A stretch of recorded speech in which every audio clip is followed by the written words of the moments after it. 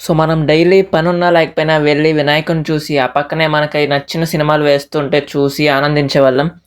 ఇంకా ఆ 9 రోజులైతే అయిపోయాయి. ఇప్పుడైతే వినాయకుడిని తీసి కలిపేయాల్సిన రోజైతే వచ్చేసింది.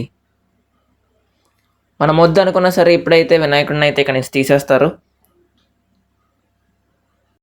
సో, మనం పొద్దున్న లేచి రెడీ అయ్యి బయటకొచ్చేసరికైతే వీళ్ళందరూ విగ్రహాలను తీసుకొని బయట ఊరేగించడం అయితే స్టార్ట్ చేసేశారు.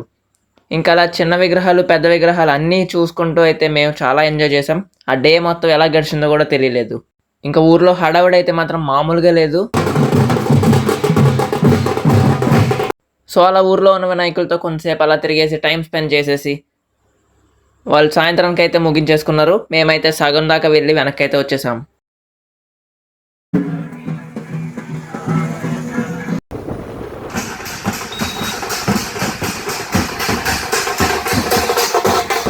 సో, ఇదే ఇవాల్టి వ్లాగ్.